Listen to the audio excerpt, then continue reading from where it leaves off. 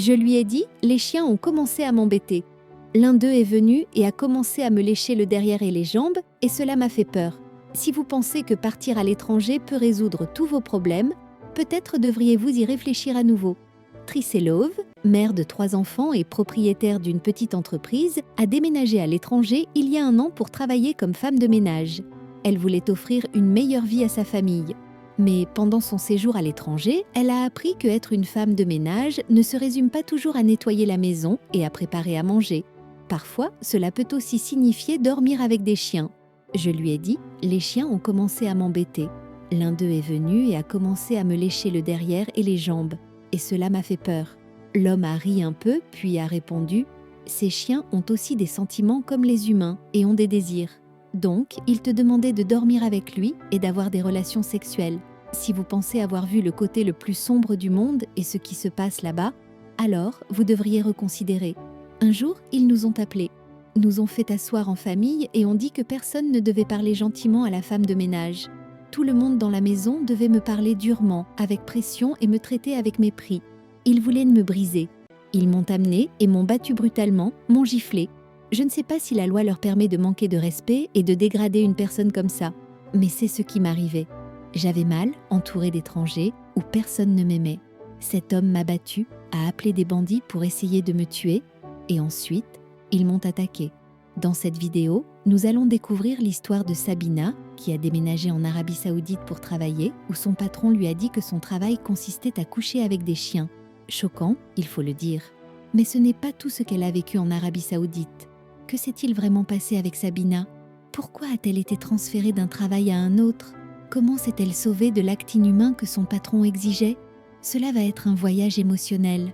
Tout ce que vous allez apprendre dans cette vidéo arrive réellement à des gens à l'extérieur. Cela va être une vidéo douloureuse. Mais préparons-nous à écouter l'histoire de Sabina. Quand j'ai été envoyée dans un foyer pour travailler, tout était nouveau. Honnêtement, je n'ai apprécié le travail que pendant 2 ou 3 semaines. Les problèmes ont commencé quand j'ai réalisé que la femme pour laquelle je travaillais vivait dans la maison avec son mari et ses nombreux fils adultes. Il y avait beaucoup de tentations. Parfois, je rentrais et je les trouvais allongés et le mari commençait à me toucher. J'étais choquée par ces actions, mais je ne pouvais rien faire. Leur loi stipule que si vous êtes prise avec le mari de quelqu'un d'autre, il pourrait vous tuer ou vous renvoyer chez vous dans la honte. J'ai obstinément ignoré et parfois refusé ses avances. Mais je ne pouvais jamais deviner ce qu'il allait faire ensuite. C'était comme si j'étais testée sur tous les plans possibles. Si vous refusez de faire ce que le patron veut, vous devez vous préparer à ce qui va arriver. Puisque vous avez fait face à de tels défis peu après avoir commencé à travailler, comment avez-vous réussi à rester intact dans un tel endroit? Les hommes de cette maison essayaient tout pour me frustrer au plus profond de moi. Je me réveillais le matin et saluais mon patron et il restait silencieux, comme si je n'étais même pas là. Si je faisais quelque chose de bien, il ne le mentionnait pas ou le mentionnait avec dégoût, pour que le bien que j'avais fait perde son essence. Il essayait de me frustrer, mais j'étais claire sur ce que je voulais, et je savais comment me comporter pour ne pas être renvoyée. Vivre dans une telle horreur tout le temps et faire face à une telle haine régulièrement peut être mentalement épuisant, surtout quand vous n'avez personne à qui vous fier autour de vous. Cet homme ne s'est-il jamais arrêté? L'homme n'arrêtait pas de m'importuner et je n'arrêtais pas de le refuser. Et cela a continué pendant longtemps. Ce harcèlement continu me dérangeait. Mais heureusement, un jour, il m'a finalement laissé tranquille. Il venait dans ma chambre et me touchait, ce qui était très perturbant. Mais quand il ne s'est pas présenté pendant quelques jours, j'ai pensé que les moments difficiles étaient terminés. Quelques jours après que le père ait abandonné, son fils de 32 ans a commencé à me faire des avances. Quand quelqu'un en Arabie Saoudite engage une femme de ménage de l'étranger, il confisque son passeport et la plupart des foyers ne permettent même pas aux femmes de ménage de sortir de la maison. Dans de telles conditions où vous êtes presque piégé parmi des prédateurs. C'était d'abord le père et maintenant son fils? Comment avez-vous réussi à rester saine d'esprit? Ce fils et moi avons beaucoup parlé et il me posait des questions sur la maison. Notre amitié a grandi. Ah donc, les choses se sont améliorées après ça? Un jour, après avoir prié, quand je me suis couchée, j'ai senti quelqu'un mettre son bras autour de moi. Et j'ai été très choquée. Qui était là? J'ai regardé et j'ai vu que c'était le fils du patron, le seul homme qui était gentil avec moi dans cette maison. Je l'ai réveillé et lui ai demandé « Qu'est-ce qui ne va pas chez toi? Pourquoi es-tu ici dans ma chambre à cette heure-ci » Je lui ai dit de partir. Je lui ai même dit que s'il ne partait pas, je devrais crier à l'aide. Il m'a dit qu'il avait fait une erreur et a demandé pardon, disant que cela ne se reproduirait plus. J'ai essayé de lui faire comprendre son erreur. Je le guidais comme j'aurais guidé mon jeune frère. Nous avons convenu que cela ne se reproduirait plus. Mais les gens ne tenaient pas leurs paroles là-bas. Donc, l'ami que je m'étais fait là-bas s'est transformé en prédateur. Pensez-vous que tout cela se termine par des agressions sexuelles? Non. Quelque chose d'inhumain s'est produit après que la famille a découvert que Sabina et leur fils avaient développé une relation au fil du temps. Nous avons commencé à développer une relation. Nous avons commencé à vivre ensemble comme des gens qui s'aimaient et voulaient être ensemble. La famille a finalement découvert que j'étais en relation avec leur fils. Un jour, ils nous ont appelés, nous ont fait asseoir en famille et ont dit que personne ne devait parler gentiment à la femme de ménage. Et on dit à tout le monde dans la maison de me parler durement, avec pression, et de me traiter avec mépris. Ils voulaient me briser. Ils m'ont amené et m'ont battu brutalement, m'ont giflé. Je ne sais pas si la loi leur permet de manquer de respect et de dégrader une personne comme ça. Cet homme m'a battu, a appelé des bandits pour essayer de me tuer. Et ensuite, ils m'ont attaqué. La violence a atteint un point où je devais trouver un moyen de me défendre, où ils m'auraient tué. J'avais peur. Et j'étais en colère en même temps. Je voulais justice pour moi-même. J'étais profondément attristée. Quelle tragédie. Être attaquée comme ça, sans même savoir pourquoi ces gens vous haïssent à ce point, peut briser n'importe qui. Elle pouvait voir que ces gens pouvaient même la tuer. J'avais laissé ma famille en Tanzanie et je ne voulais pas leur attirer le malheur en mourant dans un pays étranger. Quand j'ai dit au fils de quitter ma chambre la nuit suivante, il m'a giflé de manière inattendue et j'étais choquée. Je ne pouvais pas pleurer. J'ai crié fort, puis j'ai baissé la tête et j'ai pleuré, priant mon Dieu, le seul qui me restait. Faire cela demande du courage, surtout dans un environnement où vous savez que même si vous faites tout comme il faut, ils peuvent vous faire du mal. Au fil des jours, la haine de la famille à mon égard a atteint un point où j'ai demandé à être transférée à un autre travail, pensant que peut-être mes problèmes diminueraient en faisant cela. Cela semble être une chose audacieuse à faire, mais c'était un pari, parce que vous ne savez jamais ce qui vous attend.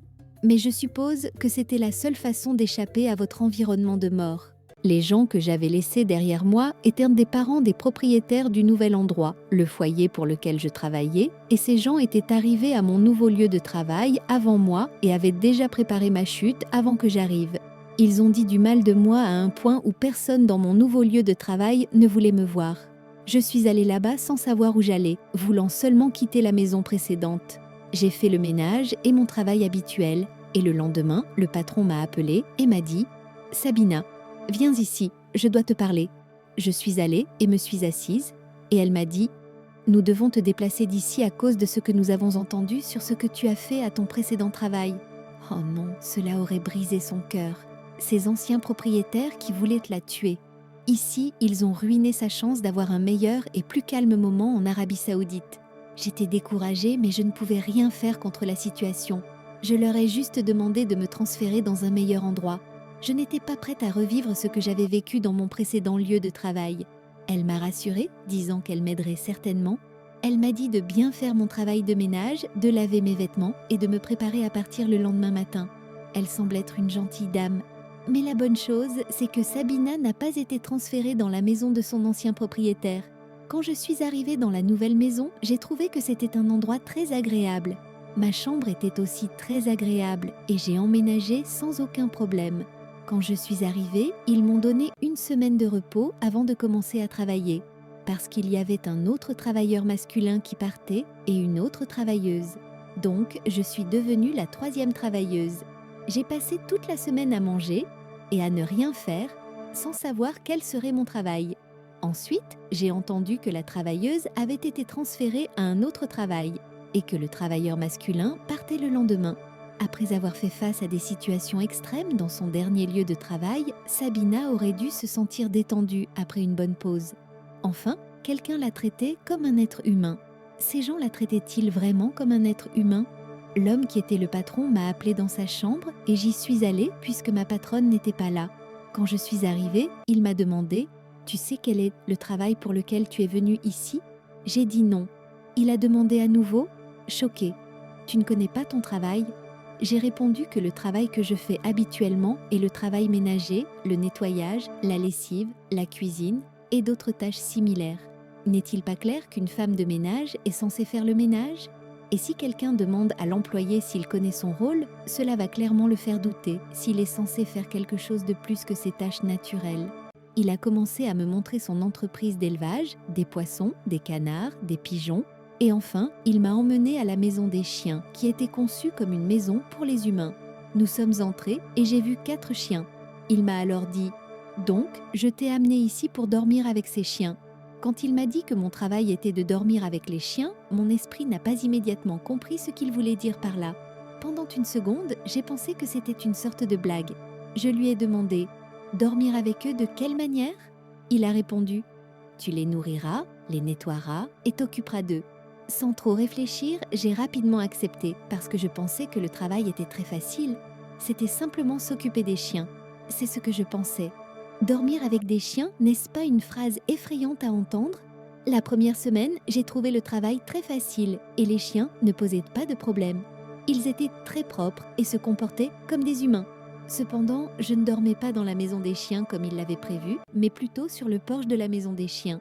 Je me réveillais, les nettoyais, puis allais dans la maison principale parce que les animaux étaient raides et gardés dans la petite maison. Cela semble être une tâche facile et un travail confortable. Je suppose que cela aurait été un moment de détente. Après quelques jours, quelque chose d'étrange s'est produit. Les chiens ont commencé à chercher à dormir avec moi ou à avoir des activités sexuelles. Quoi? Des chiens? Montrant des désirs sexuels pour un humain? En préparant le thé, je me suis approchée de l'homme et lui ai dit « Papa, j'ai un problème sérieux dont je veux te parler. » Il a demandé « Quel est le problème ?» Je lui ai dit « Les chiens ont commencé à m'embêter. L'un d'eux est venu et a commencé à me lécher les fesses et les jambes. Et cela m'a fait peur. » L'homme a ri un peu, puis a répondu « Ces chiens ont aussi des sentiments comme les humains et ont des désirs. Donc, il te demandait de dormir avec lui et d'avoir des relations sexuelles. » J'étais choquée et j'ai demandé « Une personne peut-elle avoir des relations sexuelles avec un chien ?»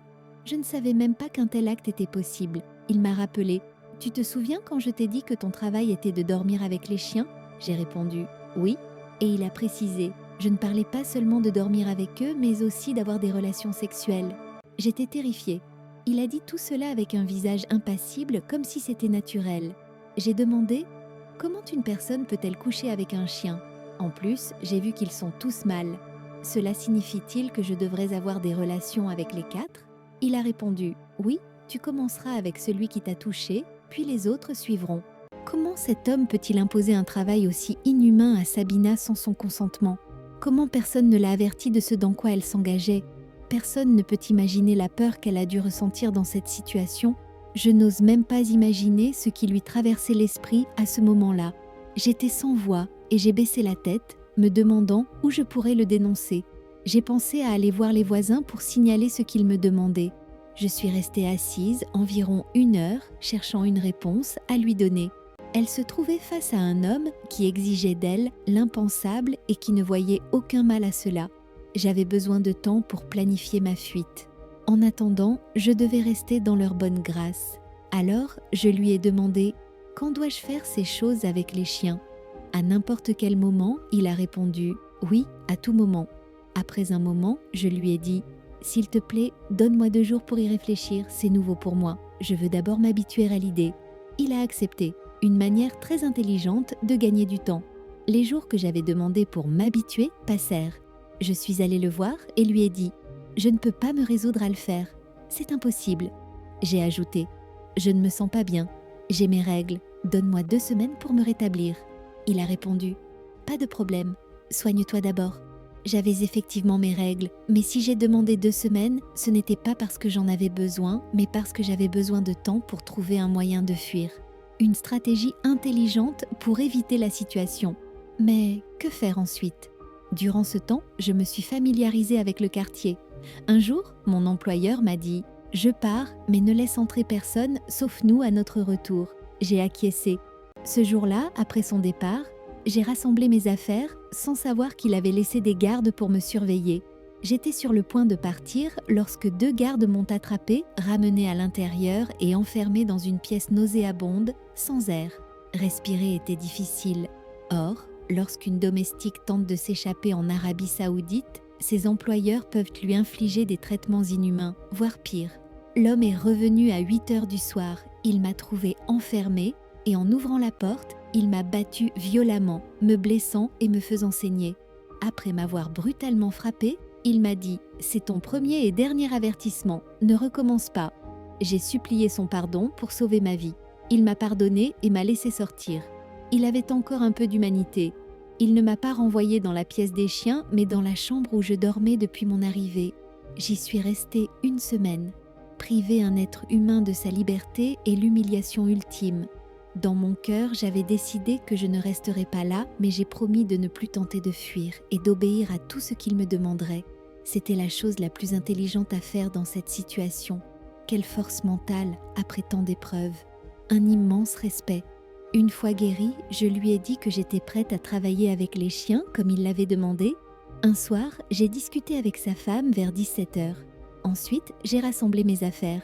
Elle n'avait pas réellement l'intention de faire ce travail. C'était juste un moyen de regagner leur confiance. Mais des caméras surveillaient tous mes mouvements. Heureusement, j'ai réussi à faire sortir les chiens. Le lendemain matin, je lui ai dit « Papa, nous n'avons plus de provisions ». Il m'a demandé si je savais où en acheter.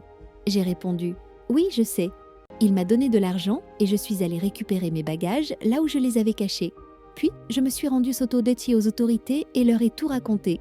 Ce que j'avais vécu, où j'habitais et le nom de mon employeur, ils n'en revenaient pas.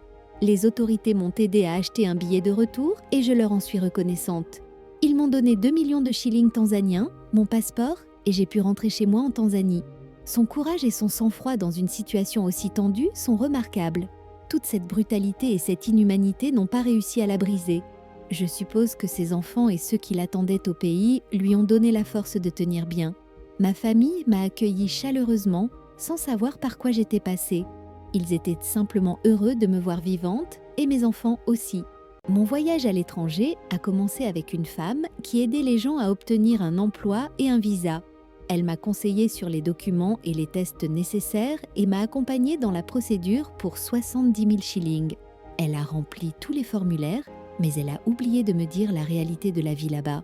Après tout ce temps passé avec Sabina, j'ai compris l'importance de la famille. J'ai appris que l'abandon n'est jamais une option quand des êtres chers nous attendent. Aucune humiliation, aucun coup, aucune brutalité ne peut empêcher une personne de se sauver lorsqu'elle est déterminée à retrouver les siens. Il n'existe pas de héros plus grand qu'une femme prête à tout endurer pour survivre et rentrer chez elle. Peu importe combien ce monde tente de vous écraser, vous pouvez toujours vous relever et triompher, même dans les pires conditions. Nous arrivons à la fin de la vidéo, n'hésitez pas de vous abonner à la chaîne et à partager. À bientôt!